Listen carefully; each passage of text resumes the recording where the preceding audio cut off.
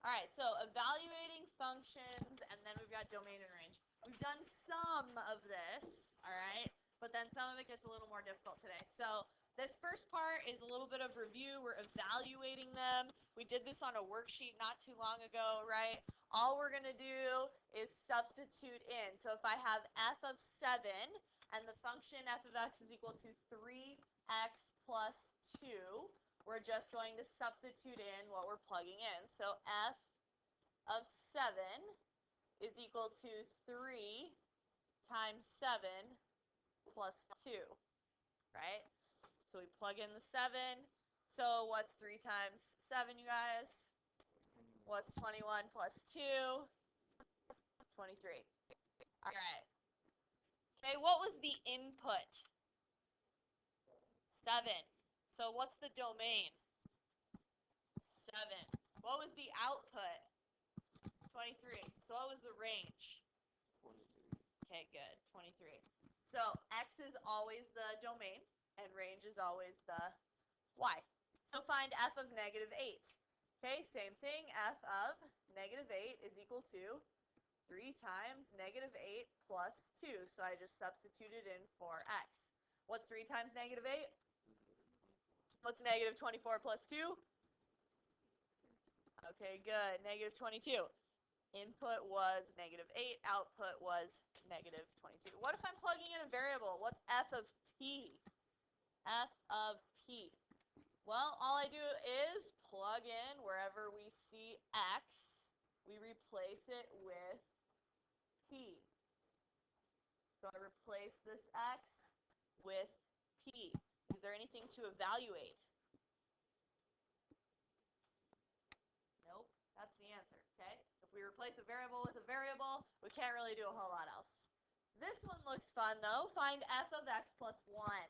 All right, so f of x plus 1 is equal to, here's my function.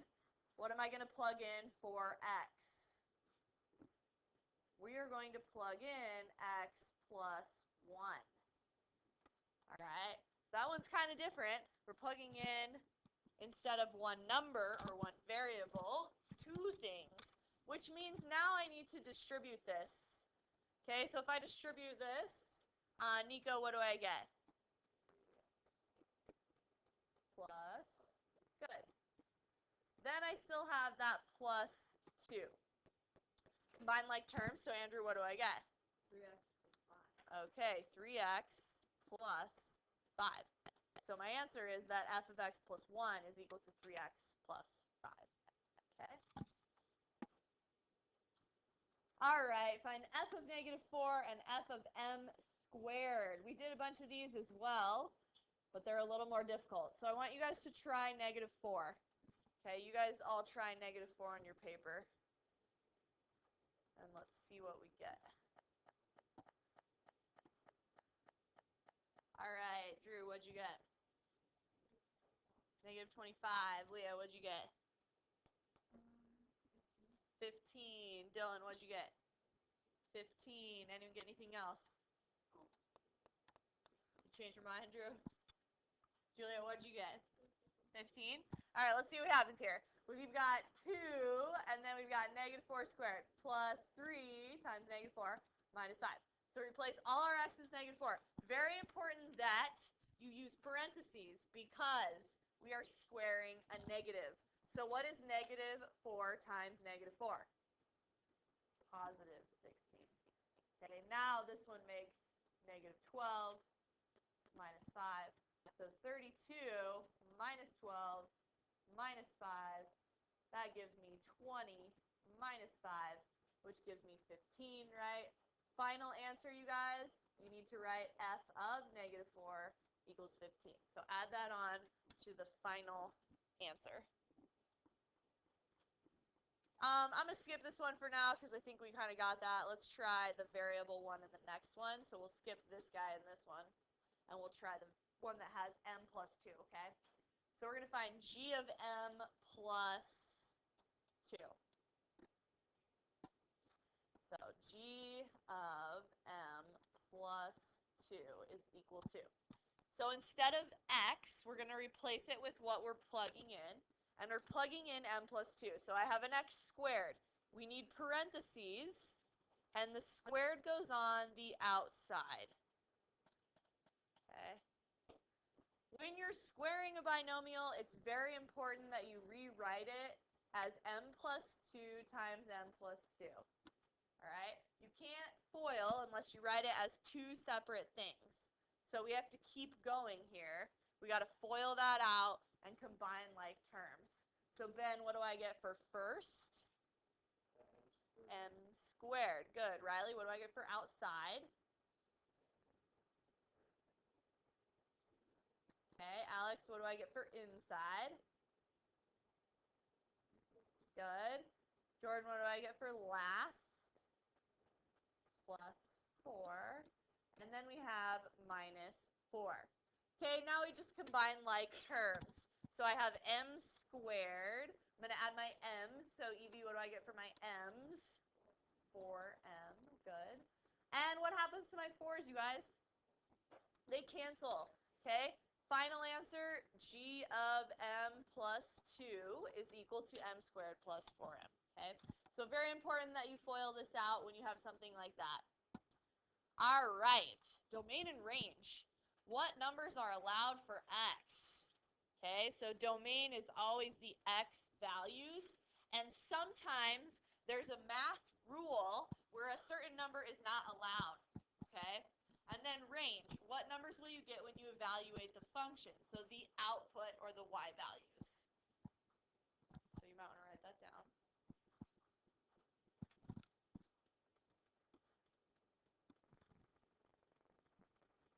So find the domain and range. These first two, if you guys were to picture the graph, f of x, you guys, is another name for y. So this is the same thing as saying y equals 3x. Okay. You guys do know how to graph that function, right? So just a quick thought, if I think about the graph, what would my y-intercept be? 0, right? Because there's nothing being added. Good. What would my slope be? 3 over 1, right? Up 3 over 1. So we end up getting a line. Okay? Anytime you get a line, you're going to have a similar domain range thing happening here. Okay? So for the domain, you guys, think about how far left the graph goes and how far right the graph goes. Because x is your x-axis, right? The x-axis is how far left, how far right. How far left and right does this go? What happens if I keep drawing? Forever, right? Forever. Okay. And to the right. Forever. Same thing. So here's how we write forever. Okay, we do a little bracket, and we say x, and we do this like curvy E, so it's like this kind of an E. That means is an element of the real numbers. It's a capital R with a double line. These are some sweet math symbols, okay? So you guys might want to make a note of this. What does this E mean? Is an element of. Okay, that's important. What does this double bar R mean? Okay, the real numbers. That's everything you guys have learned so far. Okay, real numbers are anything, all your decimals, all your fractions, all your square roots, right? So that's going forever left, forever right. I'm allowed to plug any x in, any x. I could plug in 2 million, right? And I would get a y output, okay? So now let's do our range. So for range, you guys, I want you to think about how far up this goes and how far down it goes. So range is the y values, which really means how far up and how far down. Those are the y values, because the y-axis is the up-down axis. So how far up does this graph go? Forever. How far down does this graph go? Forever. So we do the same thing, only with a y value. Y is an element of the real numbers. Okay? Okay, the next graph is a little different. It's a little more fun here. We have p of x equals 2. That means the same thing as just y equals 2. Y equals 2. So, do you guys remember how to graph y equals 2? Yes. Okay, so y graphs cut through the y-axis. So, which way is it going to go? Show me. Yep, this way. Cuts through the y-axis at 2. So I'm going to go ahead and draw my line. Here's 2, and I've got cuts through the y-axis at 2. So now this is a good one for domain and range.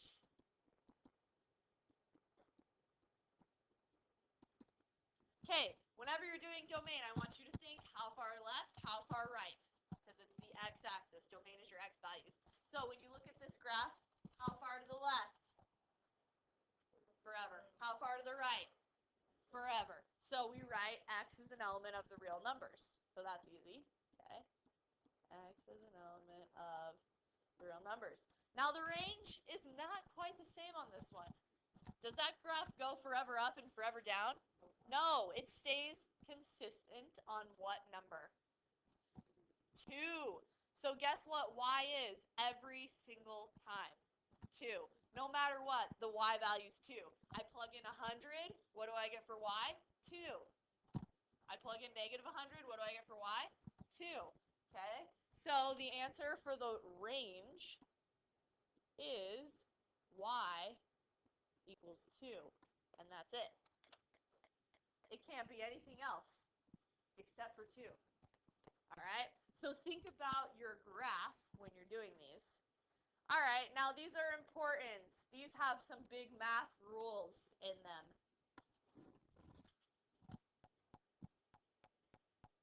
Okay, and we are just going to do domain on this one. So h of x equals the square root of 3 minus x.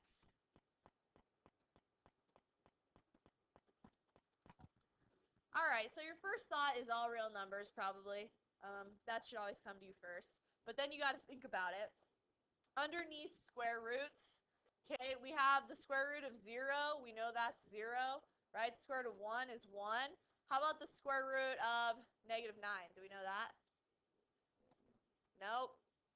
We don't know those, okay? Those are actually imaginary numbers, which we haven't learned yet. So for that, it's no solution. So we actually can never have negatives under the square root. So make a note. Anytime there's a square root, you guys need to write this down. No negatives are allowed ever for you guys, okay? No negatives allowed. That would be imaginary numbers. What number would give me a negative number? 3 minus 1. Does that give me a negative number? Nope. 3 minus 2. Does that give me a negative number? Nope. 3 minus 3. Does that give me a negative number? That gives me 0. 3 minus 4 would, right? How about 3 minus 3.1? Yep, that'd be negative. 3 minus 3.2, that'd be negative, right? So which numbers are not allowed? Okay? Actually, right, anything above 3, 3.0001, right? So my domain looks like this.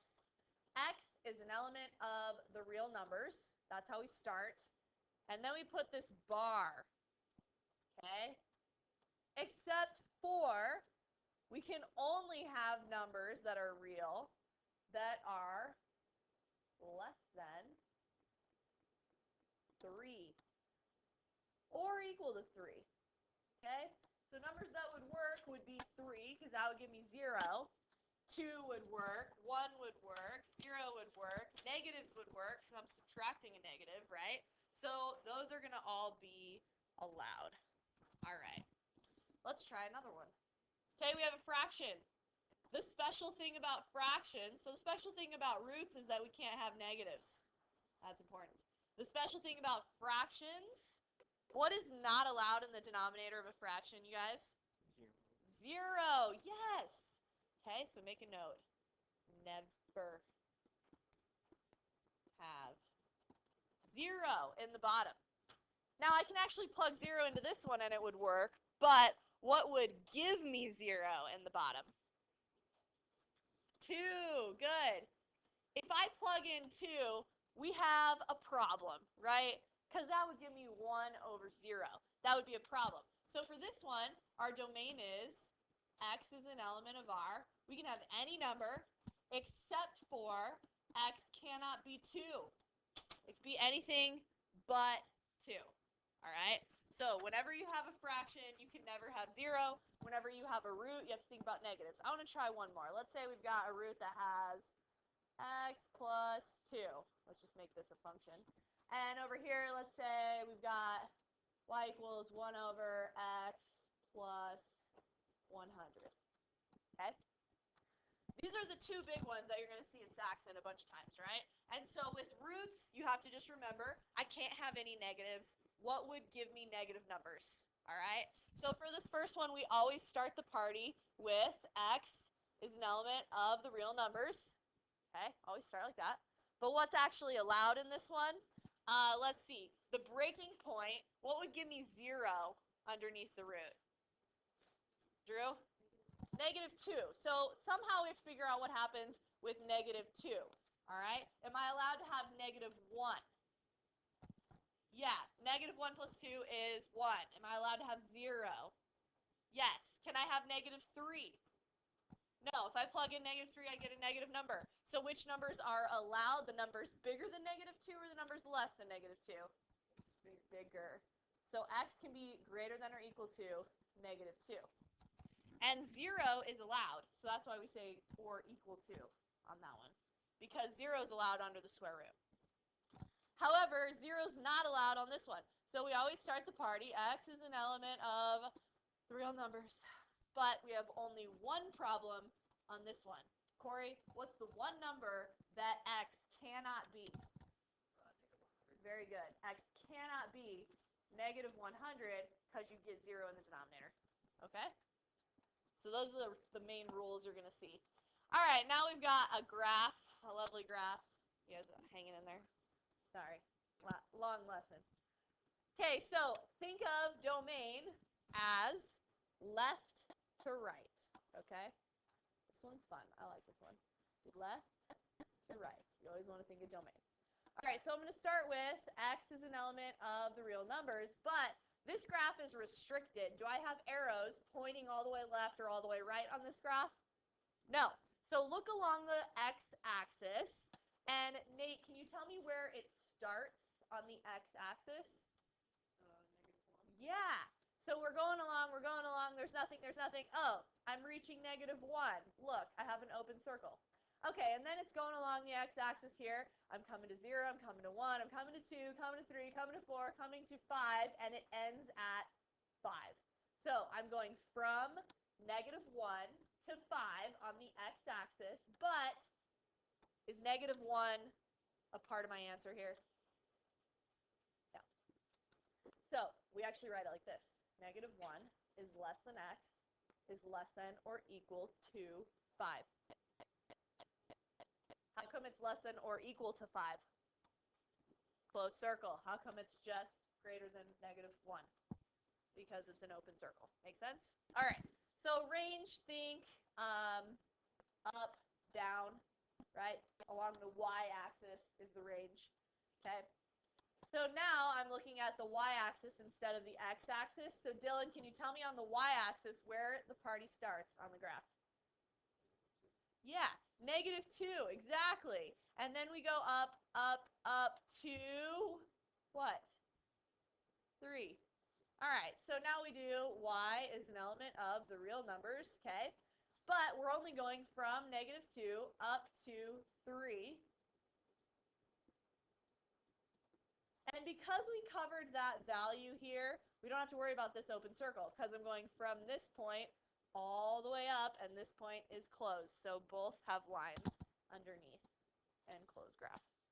Oh, man, that was a long lesson. Let's try it on the whiteboards.